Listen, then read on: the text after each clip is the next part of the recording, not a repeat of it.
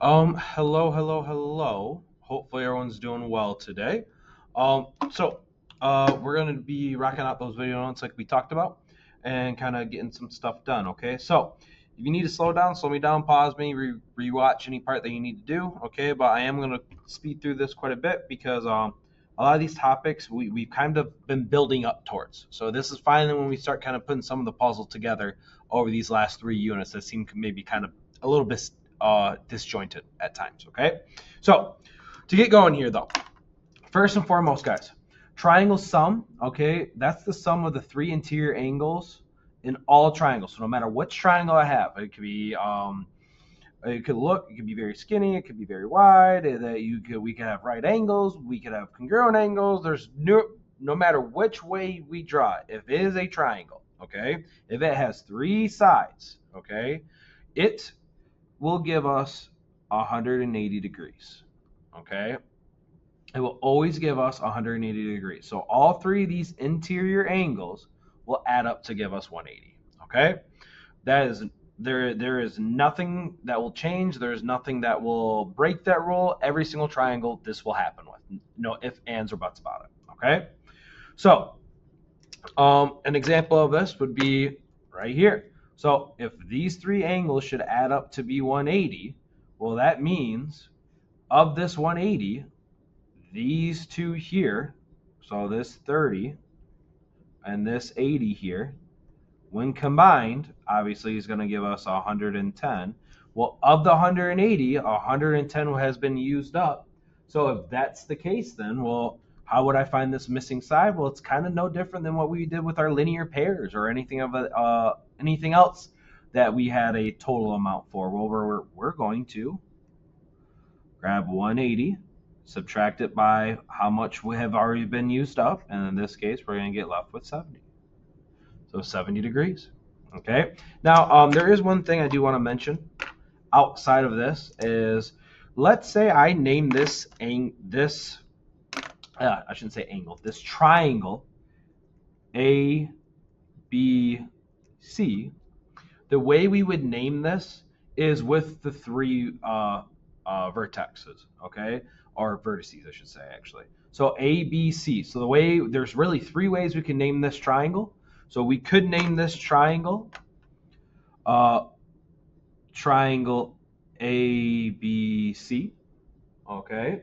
We could name this triangle BCA.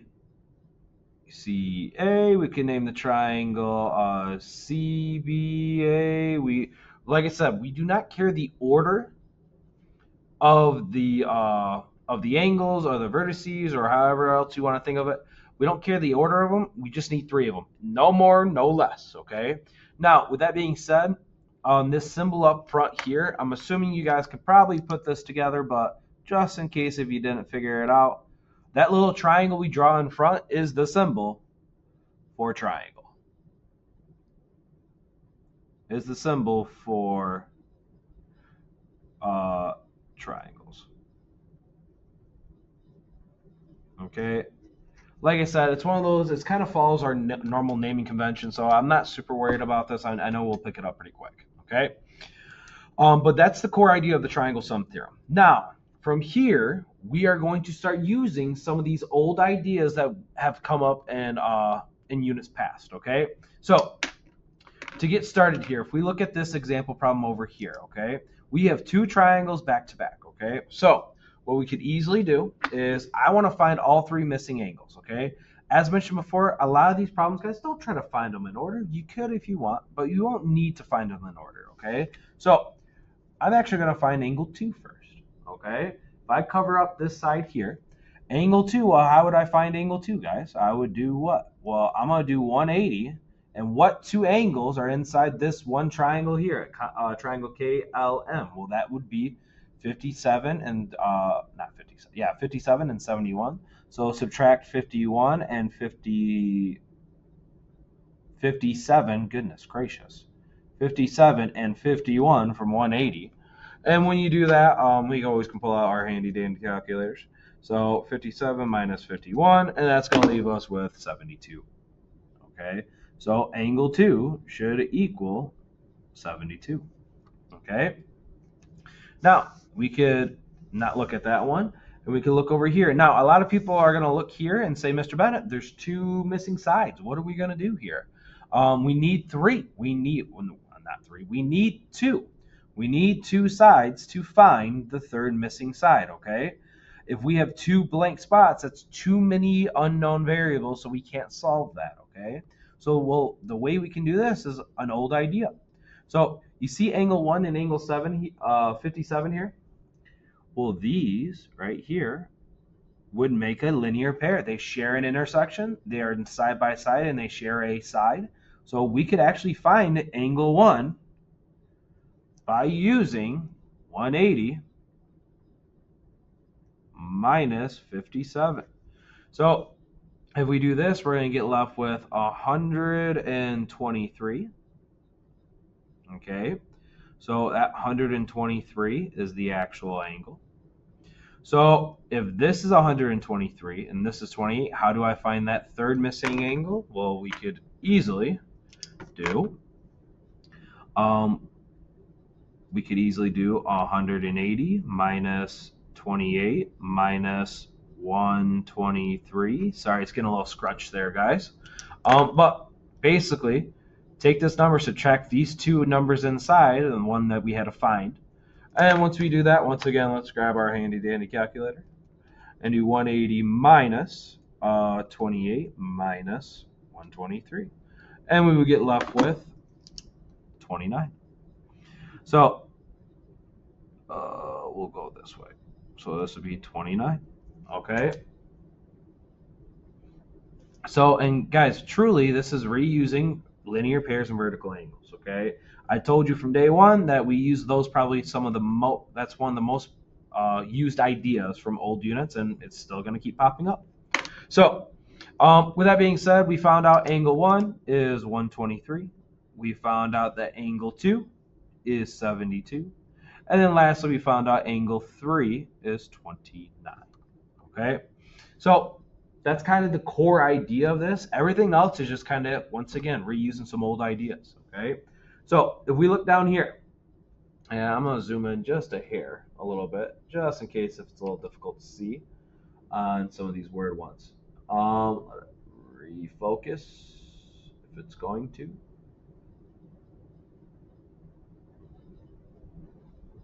Why is it pulsating? Strange. So here is basically in another example. This is one to where I don't have it pre-drawn out for you like the examples above. Okay, this one here is going to be more along the lines, and I'm going to do zoom out just a hair more. This one is going to be draw the triangle. So we have triangle ABC. So we're just going to draw a triangle here, here, and here. Okay, and then guys, just throw these A, B, and C wherever. Okay, you could have put A on top, you could have put B over here, you could have put A over here, it does not matter, just each corner needs one of the letters, okay? Now, obviously, if I put A here, I need to put its corresponding value there. So triangle ABC, angle A is equal to x plus 30, okay? Angle B is equal to x. Angle C is also equal to x. Okay. Ooh, my bad. X plus 60. Almost didn't see that 60 down there. Okay. So we have 3 angles. Well, how can I find the measure of all the angles? Okay. And don't worry about classifying. We'll talk about that in the section below. Okay. So if we look here, guys, okay, basically what we're going to do is before, when those just numbers, we would add and take away from 180. Well, kind of with the linear pairs that we've done before, when they're equations, rather than just take away from 180, we add these up and we set it equal to 180. So we, in this case, we are going to do, there we are. We're going to do x plus 30 plus x plus 60 is equal to 180. Okay, now if you notice, this x comes from the B, this x comes from the A, and this x comes from the C. So we add each angle and we set it equal to 180. And then from here, guys, this is hopefully we're feeling pretty good with this math by this point. X plus x plus x is going to leave us with 3x. 30 plus 60, that's going to give us 90, is equal to 180. Subtract 90 to both sides. We are going to get left with 3x is equal to 90, and then divide that by 3, and we're going to get left with x is equal to 30. Okay? And then from here, guys, if I wanted to find the angles, I'm not going to do this. Well, yeah, we could do this stuff, I guess. So once I find x, I would need to plug these into here, here, and into here. Okay? So, like angle B. Angle B is equal to 30. Angle A is equal to, well, 30 plus 30 would give us 60. And then so on and so forth. Okay? Like I said, we've done a lot of plugging in, so I'm not super worried about this step. But just don't forget that if I ask for the measure of all the angles, that means we need to plug in. Okay? We're looking at example B. Once again, kind of example like example 2, but taken to a little bit more extreme in the fact that I didn't write these in these equation forms. We got to dissect this a little bit, okay? So first and foremost, we're going to do kind of what we did over here. We're going to do a quick drawing, okay? So we got two triangles. We got a triangle here. Okay, and we'll do C, D, E. Okay. And once again, I just noticed this. Don't worry about classifying. We'll do that later. So either way, so angle D is 42 degrees, and the measure of angle C is 5 times the measure of angle E. Find the measure and classify both. Okay. So first and foremost, guys, find the angle D is 42. We're just going to find angle D and put 42 down. Okay. So angle D is up here. Cool. 42. Okay. Now, the measure of angle C is 5 times the measure of angle E. So of these two here, of angle C, if C is 5 times the measure of angle E, is angle C and A or angle E the smaller of the two? So if angle C is 5 times that of angle E is going to be the smaller of the two. So since this is going to be the smaller one, we are going to denote this as X. The smaller angle we always put as X. So when we are comparing to our bigger angle, I know C is 5 times E, aka C is 5 times X, because E is X. So once again, kind of an old idea from a unit 2. So kind of replaying it out. And then from here, guys, this is no different than the problem we just did over to the side over here, okay? Add these angles up.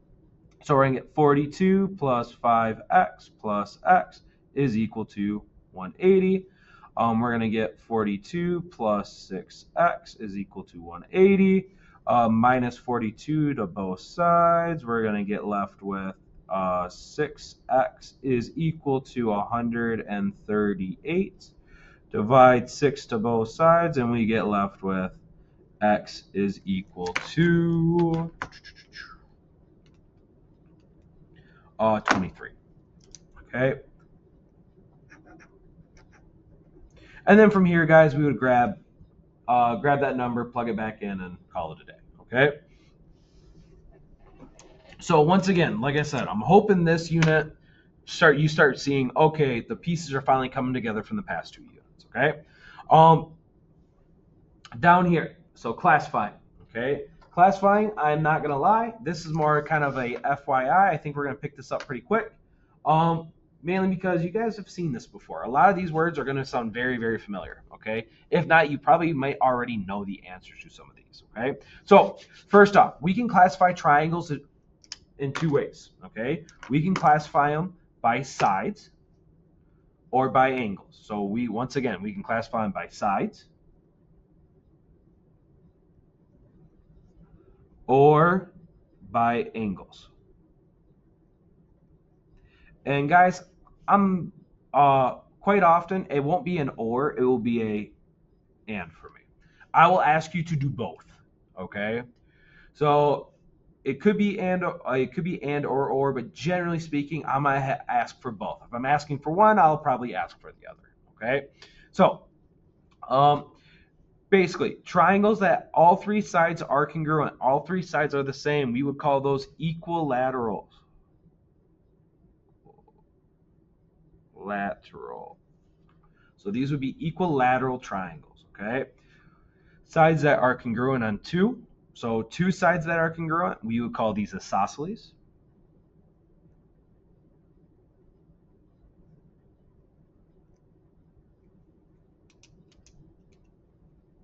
Goodness gracious, my pens are either dying or they're not working well. So once again, isosceles, two sides are congruent, okay? Scalene.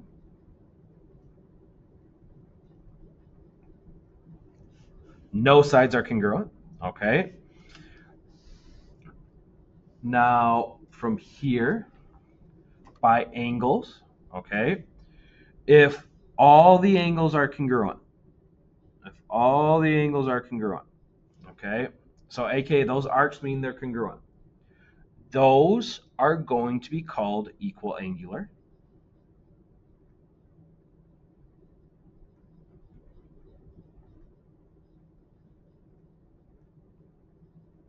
Okay? And there is something unique about equal angular. Since all the angles are the congruent, that means, and all the interior angles added together would equal 180. Well, if I do 180 divided by 3, since there's 3 congruent angles, that means all these angles are always going to be equal to 60. So if I ever say, hey guys, this is an equal angular triangle, you automatically know all 3 angles inside. There's no math that actually needs to be done. Okay? So you got that. Okay? Now, these triangles over here, theoretically, we would not know how to classify these quite yet. Okay? So we would need to find each individual angle here. Okay? So if we look here at this one, the way we would find this angle here, okay, is we would do 180 minus 43 minus 47. When we do that, guys, that's really just going to give us 90. I'm going to put a box there just so we get used to that box, okay? So this is 90. If a triangle has a right angle, only one right angle, it has one right angle, then it's a right triangle. Okay? If we solve this one here, let's say we looked here, and once again, guys, we're just going to add those two angles up. So we're going to do 180 minus 82 minus 50, and that is going to leave us with 180 minus 82 minus 50. That is going to leave us with 48. Okay, so this angle right here is 48. Notice all 3 of these angles are less than 90 degrees. They are all acute. So if all angles are acute, then we would consider this an acute triangle. Okay. And last but not least, if we solve for here, and some of you guys can maybe guess what this one's probably going to be. So if we look at this one here, we're going to do, once again, 180 minus 32 minus 30. When we subtract these, we are going to get left with 132 minus 30. Yeah, 118. Okay. So 118. 118. Now, once again, if there's only one, goodness gracious, one obtuse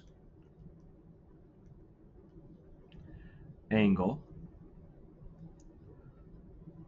then we would consider this triangle to be an obtuse triangle. Okay?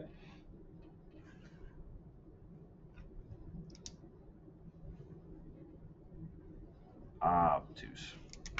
Okay, so notice the right and the obtuse, the ones in red, they need to only have one of them to be considered that triangle. Where in the acute, every single angle inside that triangle must be acute. If one of them is not acute, it will not be an acute triangle. Okay? And I always have a lot of people ask, Mr. Bennett, well, isn't equilateral, can we just call that acute? No. Okay? Because there is a more specific name. Okay? I wouldn't call my room a building, right? It's inside the building. It is a very specific part of the building. So just because technically all these are acute does not mean we would call it acute. It would need to be called an equilateral triangle because all the angles are equilateral. There is something more specific. Okay? Now, there is a correlation between a lot of these. So what I mean by this is here. If no angles are congruent, then no sides. So once again, if no angles are congruent, then no sides are congruent as well. Okay? And it works both ways. So if no angles are congruent, then no sides are congruent. If two angles are congruent, that means two sides must be congruent. If all three angles are congruent, then all three sides must be congruent, and so on and so forth. This trend continues. Now, we'll expand on this idea here a little bit more, okay? But the reason why I kind of bring this up right now is because of this. Guys, if you ever get an equilateral triangle, okay? If you ever get an equilateral triangle, you will always have an equiangular triangle. If you ever get an equiangular triangle, you'll always get an equilateral triangle. Basically, what this here is saying is if you have one, you have the other. Okay? So if you have one of these, you have the other one, always. Okay? Now, last, and just kind of continuing this, guys. If two angles are congruent, how many sides would be congruent? I would hope you guys would say 2. Okay? If 3 sides are congruent, how many angles are congruent? Well, once again, I will hope you guys would say 3. Okay? Once again, we'll expand on this a little bit more, but that's just kind of a idea that we can start developing. Okay? Lastly, if we look at these guys, first and foremost, guys, if I wanted you to classify these by angles and sides, well, what would these be? Well, if we look here, first off, we would not be able to classify the sides, we would not be able to classify the angles of these quite yet. So we would need to find this missing angle. Well, that would be 180. So that's going to be 180 minus, and 60 plus 20, that's going to give us 80. So that's 100. So this would be 100 here. So if we look here, all the angles are different. Okay. Well, actually, we'll hold off on that. So would I call this an acute triangle? No, I would not, because one angle is bigger than 90. Would not be considered a right triangle because there is nothing that is exactly 90. There is an angle that is bigger than 90. That would be obtuse, so we would consider this an obtuse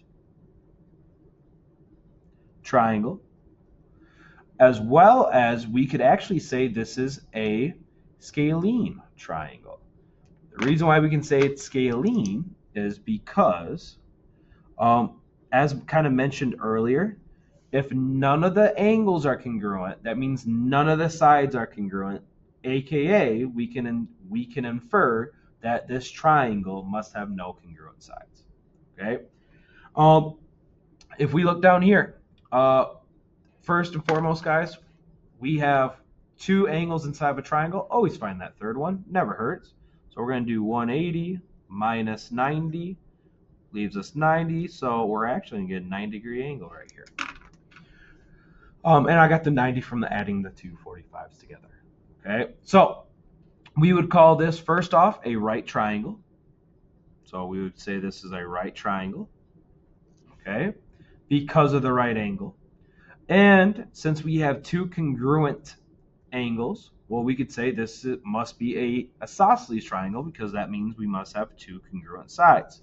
As well as, could I have just looked at the 8s as well and see that both of these were the same? Yep. More welcome could do that, and since we've done that, we can say it's a isosceles triangle.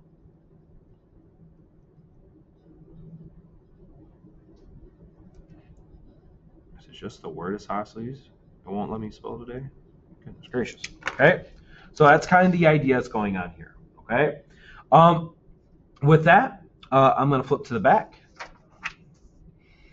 And once we get going up here, guys, we have exterior angle sum. Okay, so this is kind of a unique property that pops up that we can kind of use to circumvent finding all the inside angles. Okay, so if we look here,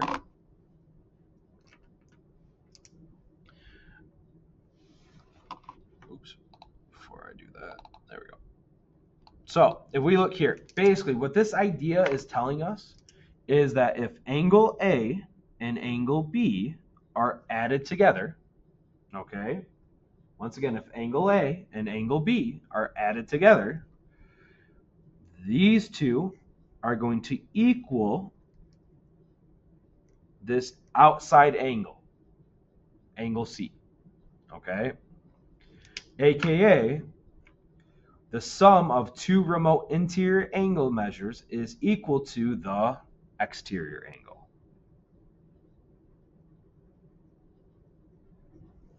Okay? Now, this in practice would look like this. So we would add these two angles together, and we should theoretically get that outside angle. So if we do this, we're going to do 50 plus 20. Well, that's 70.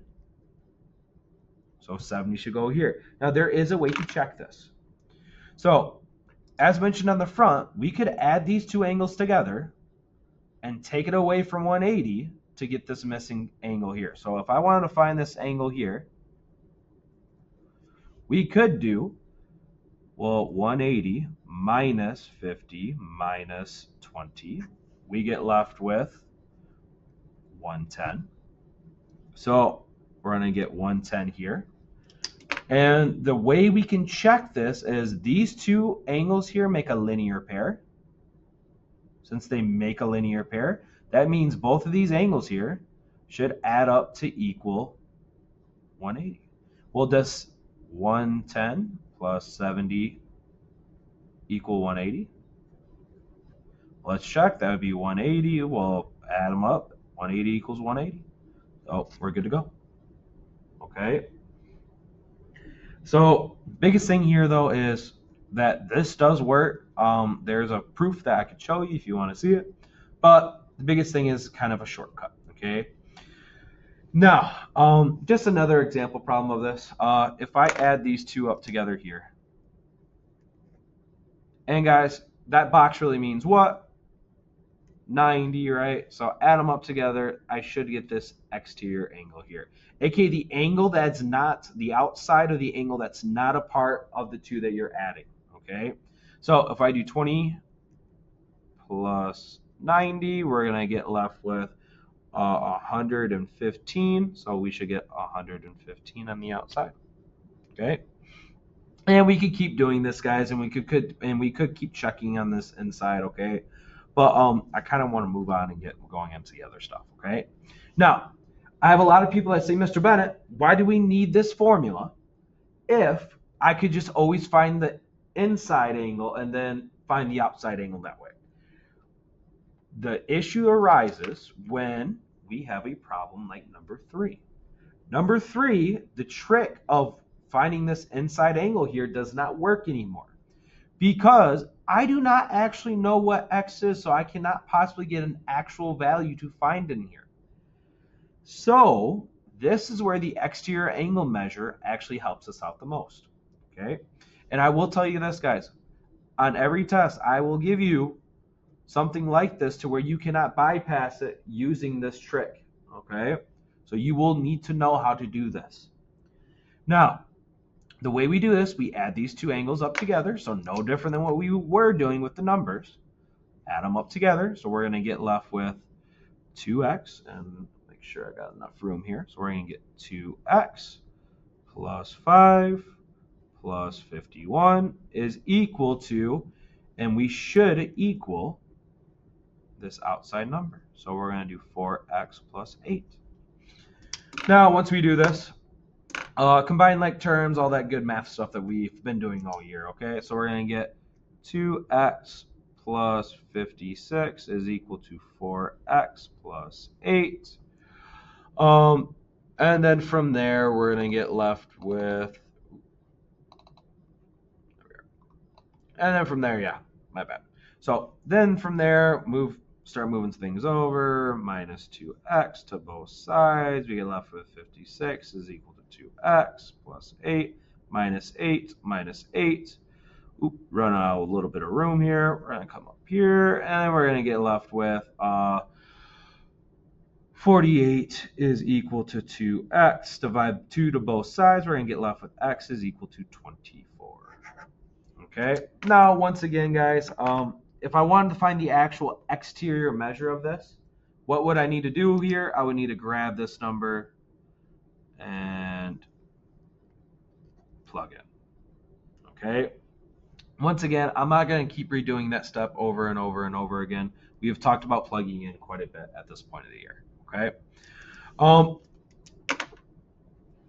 Now, this last problem here might look kind of like a doozy, but it's just kind of us putting everything together for us, okay? So we're going to find these three. Ooh, made a little mistake here.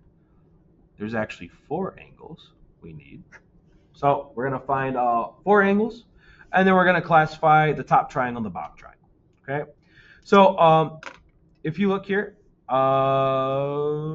basically what we're going to do is there's numerous ways to kind of start this problem.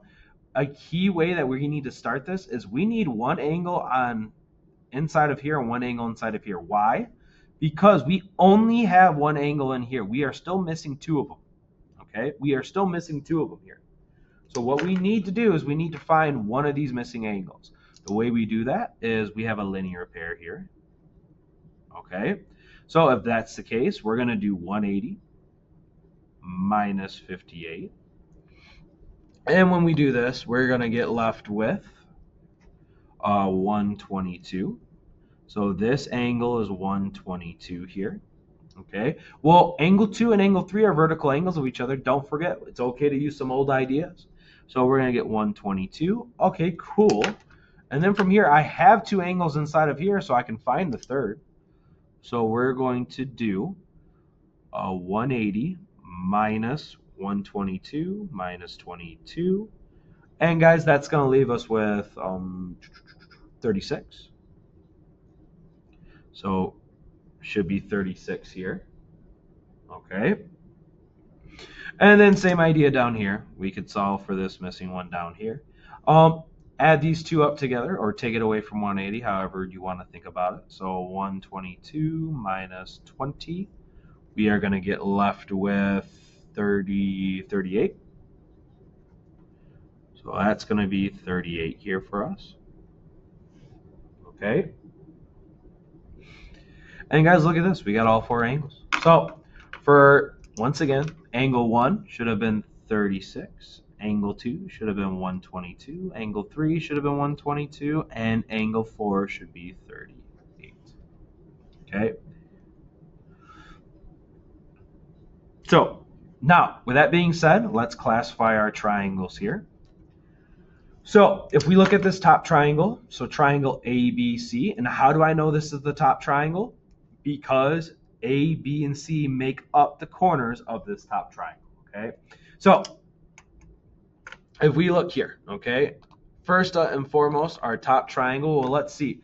Is there any angle in here that would be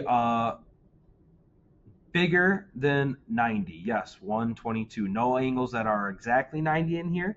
And obviously, if one angle is bigger than 90, no angle, not all the angles are less than 90. So this would be considered where's my pen?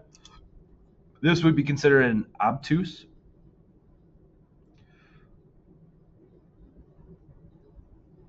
Okay.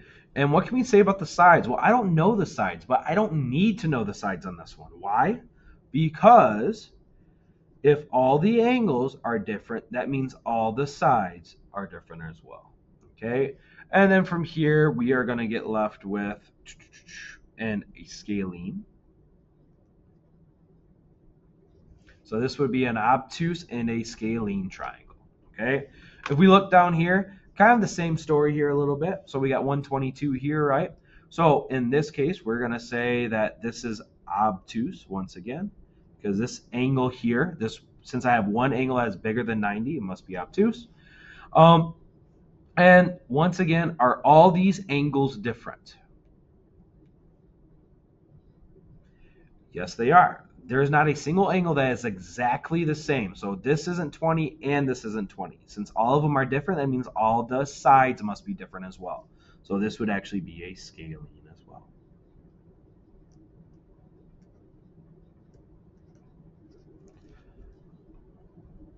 This pen is going to be the death of me. Whatever.